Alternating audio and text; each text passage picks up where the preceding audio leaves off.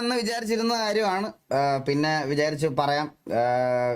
ഞാൻ കുറച്ച് ദിവസങ്ങളായിട്ട് ഞാൻ ലൈവൊന്നും ഇടാതെ, അല്ലെങ്കിൽ നിങ്ങളുടെ ലൈവിൽ ഞാൻ കുറേ നാള് ഗൈസ് സത്യസന്ധമായിട്ട് പറഞ്ഞു കഴിഞ്ഞാൽ ഞാൻ എൻ്റെ റിയൽ ലൈഫിൽ എങ്ങനെയാണോ എല്ലാവരോടും നിൽക്കുന്നത്, അല്ലെ സംസാരിക്കുന്നത്, അതുപോലെ തന്നെയാണ്. അല്ലെങ്കിൽ എൻ്റെ റിയൽ ലൈഫിൽ എനിക്ക് എന്താണ് എനിക്കിപ്പോൾ ദേഷ്യം വന്ന ദേഷ്യം, അല്ലെങ്കിൽ സങ്കടം വന്ന സങ്കടം, എന്താണെന്ന് വെച്ചാൽ അത് ഞാൻ എക്സ്പ്രസ് ചെയ്തിട്ടുണ്ട്. പക്ഷേ ലാസ്റ്റ് കുറച്ച് നാളായിട്ട് ഞാൻ സത്യമായിട്ട് ഞാൻ നിങ്ങളുടെ അടുത്ത് പറയുകയാണ്, കഴിഞ്ഞൊരു 5-6 മാസമായിട്ട് ഞാൻ നിങ്ങളുടെ മുമ്പിൽ വന്നിരുന്ന് ഫേക്കായിട്ട് നിൽക്കുമായിരുന്നു. അത് എനിക്ക് തുറന്നു പറഞ്ഞേ പറ്റുള്ളൂ. സത്യം പറയാമല്ലോ, ഞാൻ ഭയങ്കര ഇതായിരുന്നു. കാരണം ഞാൻ ഒട്ടും സന്തോഷമല്ലായിരുന്നു. മെയിനായിട്ടുള്ള കാര്യം, ഞാൻ നിങ്ങളുടെ അടുത്ത് വന്നിരുന്ന് ഞാൻ ചുമ്മാ ഇങ്ങനെ ഒരു ലൈവ് ഇടാൻ തന്നെ എനിക്ക് ഭയങ്കര മടിയായിരുന്നു. ക്യാം ഫുള്ളാക്ക് എന്തിനാടാ ഇത്, നീ കട്ട് ചെയ്തിട്ട് ഓരോരുത്തന്മാർ കൊണ്ടുവന്ന് ഇടാൻ വേണ്ടിയിട്ടാ, അതിന് വേണ്ടിയിട്ടാ. ഈ ക്യാം മതി ഗൈസ്, ഇത് ക്യാം മതി പ്ലീസ്, വേണ്ട, ഒരുപാട് വലുതാക്കുന്നില്ല. അതിനി ഹൈ ക്വാളിറ്റിയിൽ കട്ട് ചെയ്ത് കൊണ്ടിടാൻ വേണ്ടിയിട്ടാണ് എല്ലാവന്മാരുടെയും ഇത്. അപ്പോൾ മെയിനൊരു കാര്യം പറയുന്നതെന്ന് വെച്ചാൽ ഗൈസ്, ഒന്നാമത്തെ കാര്യം എനിക്ക് പറയാനുള്ളതെന്ന് പറഞ്ഞാൽ, ഈ ദുബായ് പോയ കാര്യം നിങ്ങൾ കുറേ പേര് എൻ്റെ അടുത്ത് ചോദിച്ചാണ്. ദുബായ് പോയപ്പം എന്താണ് ചെയ്തത്, അല്ലെ ദുബായ് പോയത് എന്തിനായിരുന്നു എന്നുള്ളൊരു കാര്യമൊക്കെ.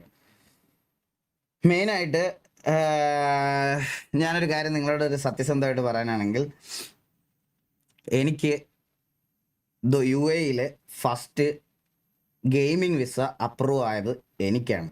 അതായത് സത്യം പറഞ്ഞാൽ വേൾഡിലെ ഫസ്റ്റ് ഗെയിമിംഗ് വിസ, UAE ആദ്യത്തെ ഗെയിമിംഗ് വിസ, ഒരു ഗെയിമർ വിസ അപ്രൂവ് ആയത് എനിക്കാണ്.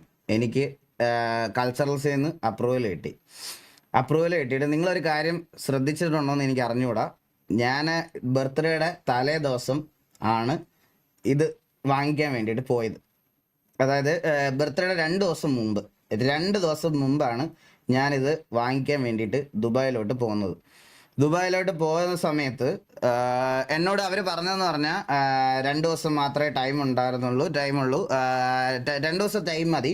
അപ്പോൾ ഒരു ബർത്ത്ഡേ രീതിയിലെന്ന് വിചാരിച്ച് അങ്ങനത്തെ രീതിയിൽ അത് അനൗൺസ്മെന്റ് ചെയ്യാം എന്നുള്ള രീതിയിലാണ് ഞാനത് പോയി വാങ്ങിച്ചിട്ട് 2 ദിവസത്തിൽ തിരിച്ചു വരാം എന്നുള്ള രീതിയിൽ ഞാൻ പോയത്. അപ്പോൾ ഞാൻ നമ്മുടെ സ്ഥിരം വർക്കൊക്കെ ചെയ്യുന്ന പയ്യന്മാരെ കൊണ്ട് ഇത് പോസ്റ്ററൊക്കെ ഉണ്ടാക്കി എല്ലാം സെറ്റാക്കി. അപ്പോൾ ഞാൻ ഡ്രസ്സൊന്നും അധികം എടുത്തൊന്നുമില്ല. ഞാൻ എല്ലാം ആകെ 2 ഡ്രസ്സും എൻ്റെ ലാപ്ടോപ്പും മാത്രമായിട്ടാണ് പോയത്. PC ഒക്കെ ഓൾറെഡി അവിടെ തന്നെ ഇരിക്കുമായിരുന്നല്ലോ, നിങ്ങൾക്കറിയാം. അപ്പോൾ അവിടെ ചെന്ന് ഇത് വാങ്ങിച്ചിട്ട് തിരിച്ച്, ആദ്യത്തെ ബർത്ത്ഡേ ആണ്, കല്യാണം കഴിഞ്ഞിട്ടുള്ള ആദ്യത്തെ ബർത്ത്ഡേ ആണ്. അതുകൊണ്ട് എല്ലാവരുടെയും കൂടെ സ്പെൻഡ് ചെയ്യണം എന്നൊക്കെ എനിക്കും ആഗ്രഹം ഉണ്ടായിരുന്നു. അവിടെ ഞങ്ങൾ ചെന്ന് കൺഗ്രാറ്റുലേഷൻസ്, എടാ കൺഗ്രാറ്റ്സ് പറയാൻ വരട്ടെ, നിങ്ങൾ ചില്ലാവും, ഞാൻ പറയണ കാര്യം കേക്ക്.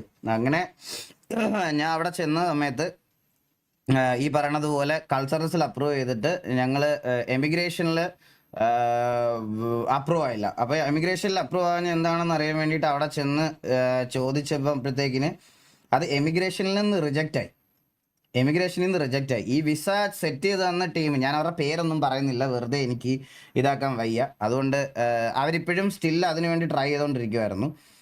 ആൻഡ് അവിടെ ചെന്നപ്പോൾ അത് 1 വട്ടം റിജക്റ്റ് ആയി, 2 വട്ടം റിജക്റ്റ് ആയി, 3ാമത്തെ വട്ടം റിജക്റ്റ് ആയപ്പോൾ ഇവരെന്നോട് പറഞ്ഞ ഒരു കാര്യം എന്ന് പറഞ്ഞു കഴിഞ്ഞാൽ 2 ദിവസത്തെ പ്രൊസീജിയറേ ഉള്ളൂ എന്നുള്ള രീതിയിലാണ് ഞാൻ അവിടെ നിന്നത്. അപ്പോൾ എനിക്കിങ്ങനെ ഓരോ ദിവസം പൊക്കോണ്ടിരുന്നു. ഒരാഴ്ചയായി, 2 ആഴ്ചയാവണ്, 3 ആഴ്ചയാവണ്, അതിങ്ങനെ നടന്നുകൊണ്ടേ ഇരിക്കുന്നു. അങ്ങനെ റിജക്റ്റ് ആയ സമയത്ത് ഇവർ പറയണ ഒരൊറ്റ കാര്യം എന്ന് പറഞ്ഞാൽ, ദുബായിൽ നിന്നാലേ ഇത് പ്രോസസ് ആക്കാൻ പറ്റുള്ളൂ എന്ന് പറഞ്ഞു. ദുബായിൽ നമ്മൾ ആ രാജ്യത്തുണ്ടായാലും മാത്രമേ പ്രോസസ് ആക്കാൻ പറ്റത്തുള്ളൂ എന്ന്.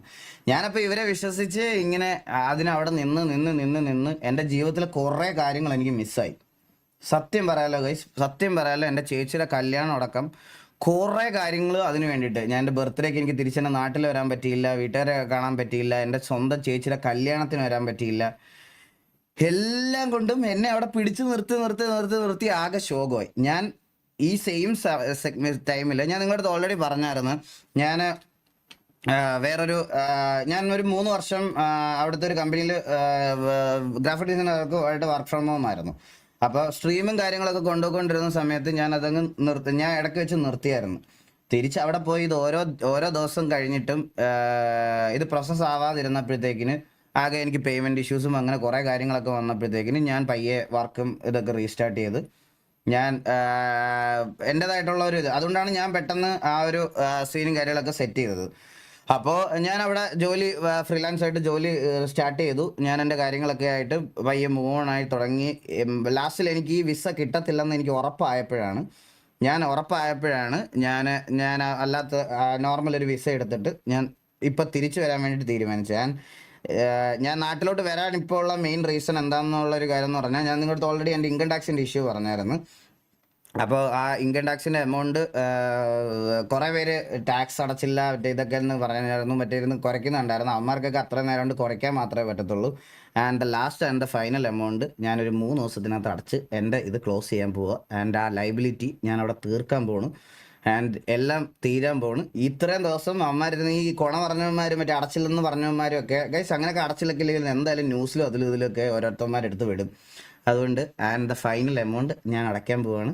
ഞാൻ അതും തീർത്തിട്ട് എനിക്കൊന്ന് മനസ്സമാധാനത്തിൽ സ്ട്രീം ചെയ്യണം എന്നുള്ളൊരിത് മാത്രമേ ഉള്ളൂ ഇപ്പം. ഞാനപ്പം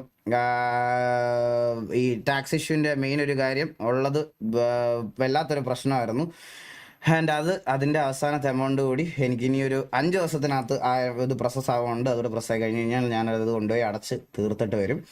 അപ്പോൾ അതും കൂടി ഉള്ളൂ ആ ഒരു ഇഷ്യൂ മെയിനായിട്ട്. അവിടെ നിന്ന് തിരിച്ചു വരാൻ ദുബായിൽ നിന്ന് എനിക്ക് വരാൻ പറ്റാത്തതിൻ്റെ ഒരു ഇഷ്യൂവിൽ മെയിനായിട്ട് ഈ ടാക്സിൻ്റെ ഒരു ഇഷ്യൂയും കൂടെ എനിക്ക് ഉണ്ടായിരുന്നു. എനിക്ക് അത് അടയ്ക്കാനുള്ള പൈസ എന്തായാലും വേണ്ടേ. അപ്പോൾ അതുണ്ടാക്കാനുള്ള കുറച്ച് കഷ്ടപ്പാടുകൾ ഉണ്ടായിരുന്നു. ആൻഡ് അതെല്ലാം ഞാൻ ചെയ്തു.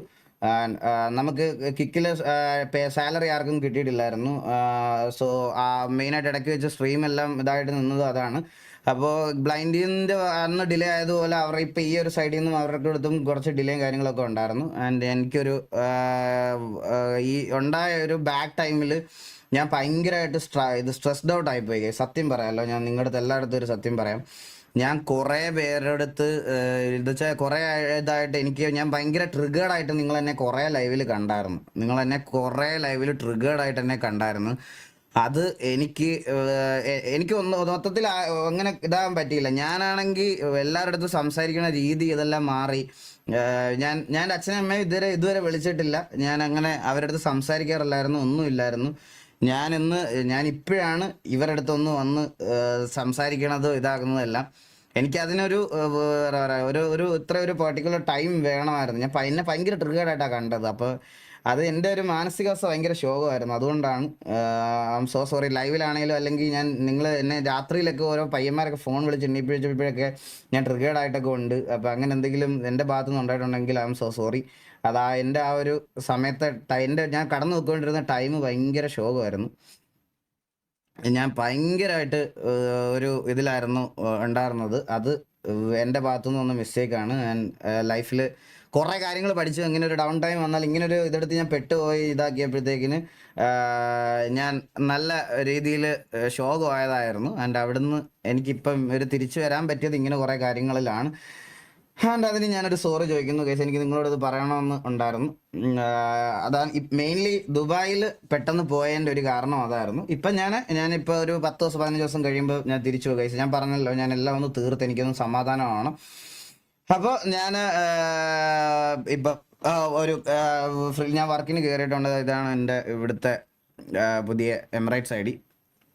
അപ്പോൾ ഞാൻ ഈ ഒരു ഓണം കഴിഞ്ഞ് കഴിഞ്ഞാൽ ഞാൻ ഫാമിലിയുടെ കൂടെ ജസ്റ്റ് ഓണം ഒന്ന് സ്പെൻഡ് ചെയ്യണം. അതുപോലെ തന്നെ എനിക്കിത് അടച്ചു തീർക്കാൻ വേണമായിരുന്നു. അതിന് വേണ്ടിയിട്ടാണ് ഞാൻ മെയിൻലി ഇങ്ങോട്ട് വന്നത്.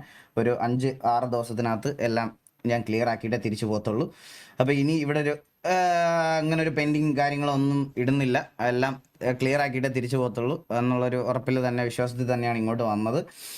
അപ്പം ഞാനൊരു 15 ദിവസം കഴിയുമ്പോൾ 10-15 ദിവസത്തിനകത്ത് ഞാൻ തിരിച്ചു പോകും. അപ്പം അത്രേ ഉള്ളൂ. എനിക്ക് ഈ കാര്യങ്ങൾ നിങ്ങളുടെ അടുത്തൊന്ന് പറയണമെന്നുണ്ടായിരുന്നു.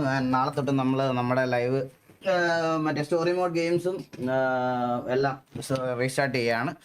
ഇനി RPയിൽ മാത്രം സ്റ്റിക്ക് ഓൺ ആവുന്ന പരിപാടി എന്തായാലും ഞാനില്ല.